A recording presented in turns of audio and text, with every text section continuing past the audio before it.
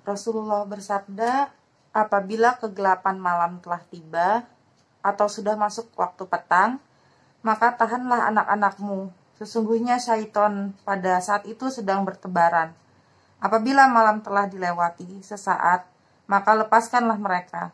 Tapi tutuplah pintu dan sebutlah nama Allah.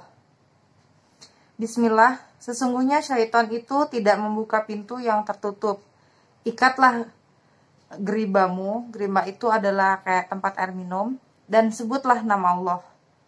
Tutuplah tempat makanan dan minum kalian, dan sebutlah nama Allah, sekalipun dengan melintangkan atau meletakkan sesuatu di atasnya. Dan jangan lupa padamkan lampu-lampu kalian. Ya, jadi ini tuh beberapa adab agar terhindar dari gangguan setan.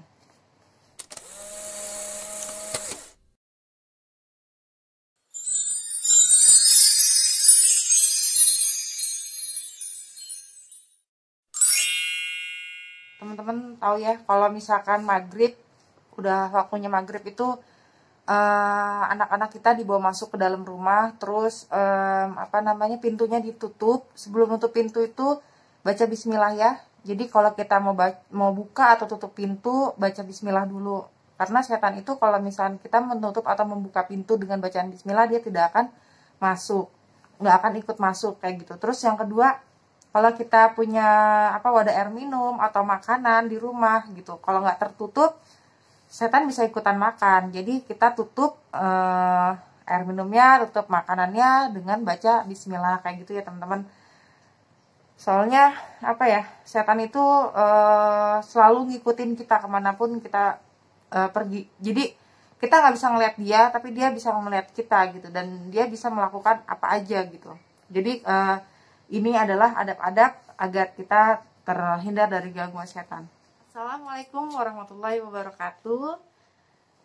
Di video vlog kali ini ya teman-teman, seperti yang tadi udah aku jelasin pertama di awal, kita akan bahas tentang sharing tentang ini gangguan setan atau jin gitu. Jadi pernah nggak sih teman-teman kalian tuh sama gitu kayak aku? Jadi dulu aku sebelum tahu ilmunya gitu ya, sebelum aku tahu ilmu ini, aku tuh suka banget kayak ngerasa sering mimpi sosok laki-laki gitu ya. Ada sih yang nggak aku kenal, ada yang aku kenal juga, tapi sering mimpi sosok itu datang gitu.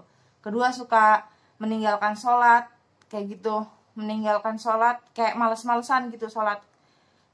Kita kan perempuan tuh ya, kita kan manusia itu kan lemah ya imannya ya, naik turun iman kita. Jadi ya setan gampang lah untuk merasuki kita gitu, membisikin kita gitu kan. Terus yang ketiga, sering lama-lama di kamar mandi. Kalian pernah nggak sih suka lama-lama di kamar mandi? Aku sih sering.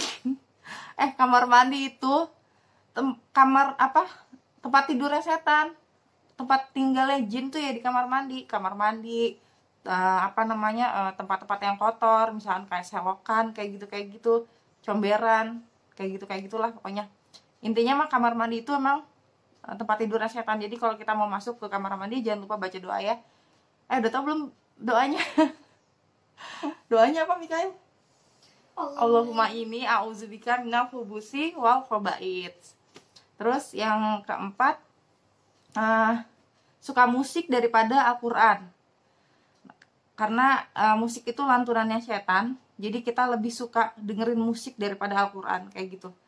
Kalau dengerin musik itu kita kayak yang syur gitu, kayak yang terngiang-ngiang, kayak yang ini gue banget gitu kan. Kadang-kadang ya, kalau aku sih dulu gitu. Setan itu suka banget sama musik. Jadi kita lebih suka lama-lama nangis atau suka seneng gara-gara denger musik gitu. Lebih suka denger musik daripada denger Al-Quran. Terus yang keempat, suka ketawa terbahak-bahak. Aku dulu gitu banget loh teman-teman, beneran deh. Aku tuh kalau ketawa kayak gitu. Itu dulu. Tapi sekarang udah nggak. Bismillah, dijaga tertawanya. Terus yang keenam, mudah lelah padahal nggak ngapa-ngapain. Aku sering banget kayak gitu. mudah lelah padahal nggak ngapa-ngapain, perasaan nggak ngapa-ngapain tapi perasaan capek banget. Itu karena jin tuh apa namanya, selalu ngikutin kita karena iman kita lemah. Jadi kayak nguras energi kita kayak gitu teman-teman. Jadi membuat kita lelah, mudah lelah padahal kita nggak ngapa-ngapain gitu. Yang ketujuh, sering bersolek. Bersolek tuh kita sering merias diri tuh, apa ya namanya,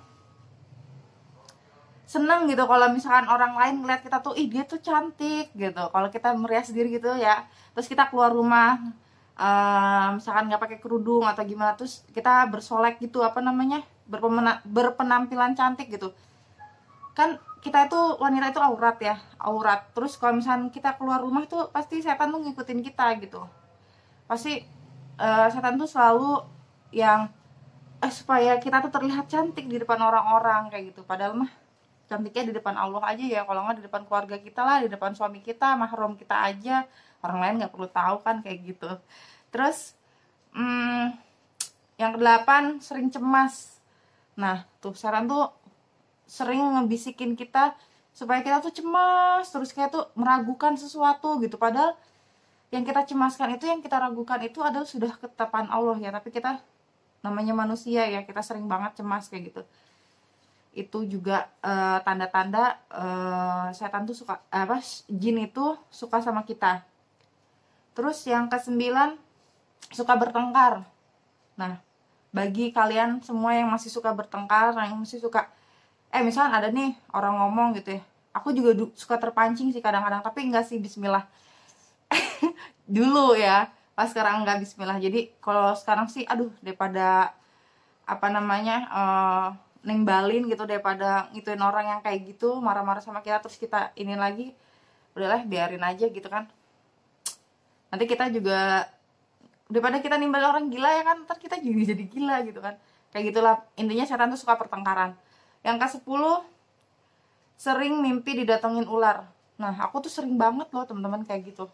Ternyata itu semua ini tuh ciri-ciri setan tuh suka sama kita, jin itu suka sama kita.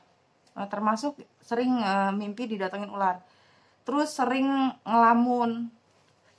Ya namanya kita ya, manusia gitu, sering ngelamun gitu, pengen apa, pengen sesuatu, atau tiba-tiba ngelamun aja gitu. Terus kita tuh berarti lagi disukain sama setan, sama jin.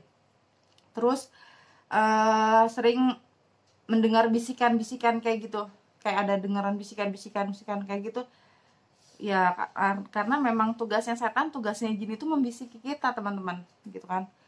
Yang ke-13 adalah bagi wanita itu suka masturbasi gitu, suka pengen masturbasi sendiri, atau kalau laki-laki suka pengen onani sendiri kayak gitu. Itu juga berarti kita sedang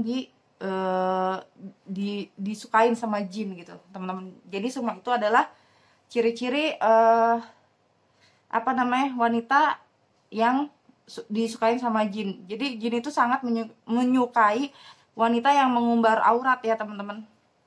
Bahkan dinikahin dari alam jin ke alam manusia gitu. Pernah sih dengar kisahnya kayak gitu teman-teman. Nauzubillah min dzalik ya.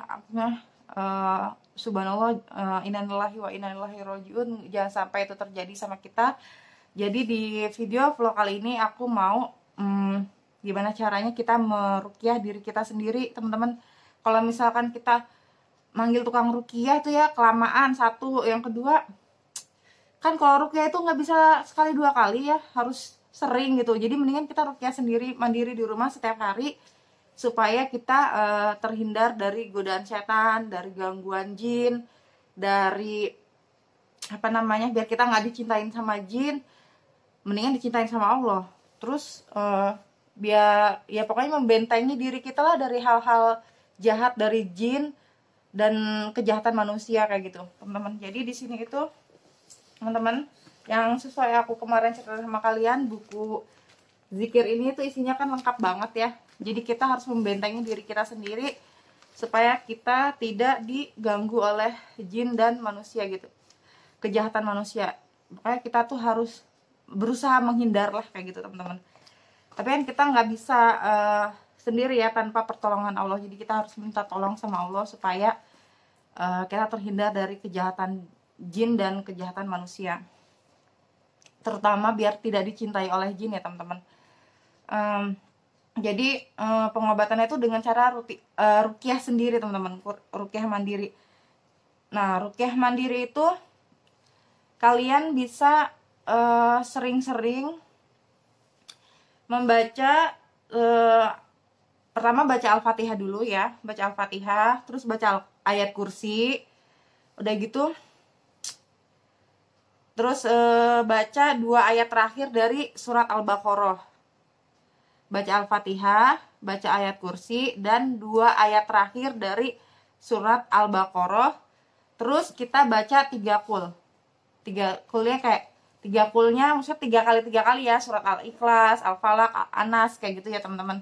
Nah, itu kita namanya ruqyah mandiri, dan itu bisa kita lakukan kalau mau tidur atau bangun tidur. Kita bisa juga, kan itu juga sama aja dengan yang doa-doa untuk kita zikir sebelum tidur ya. Zikir sebelum tidur itu kan sebelum tidur kita berwudu, habis itu membaca surat Al-Fatihah, ayat kursi, terus 3 qul, kan sama aja ya, sama 2 ayat terakhir Al-Baqarah. Nah, itu kita terus jangan pakai baju seksi ya teman-teman kalau mau tidur, karena jin itu suka banget sama kita yang mengumbar aurat kayak gitu teman-teman. Ya mungkin segitu aja dulu sharing dari aku kali ini. Insya Allah kedepannya kita bahas lagi. Di sini banyak banget teman-teman, ini lengkap banget ya, di sini lengkap banget. Kalian bisa ada doa ketika diganggu setan, terus doa untuk mengusir setan, doa untuk menghalau gangguan setan ketika sholat atau ketika membaca Al-Quran, terus doa zikir sebelum tidur, zikir bangun tidur, terus doa kita mau berpakaian gitu kan. Soalnya karena jin itu kita tuh hidup berdampingan gitu teman-teman. Kita nggak bisa lepas dari jin dan setan, karena memang mereka itu pengennya nempel aja sama manusia gitu. Jadi kita harus yang membentengi diri kita sendiri untuk terhindar dari godaannya mereka dan juga bisikannya mereka, dan juga tidak dicintai oleh jin. Paham ya teman-teman? Insya Allah di video vlog berikutnya aku share lagi ke kalian doa-doa dan wirid dari sini. Assalamualaikum warahmatullahi wabarakatuh. Semoga video bermanfaat. Jangan lupa zikir pagi dan petang ya teman-teman.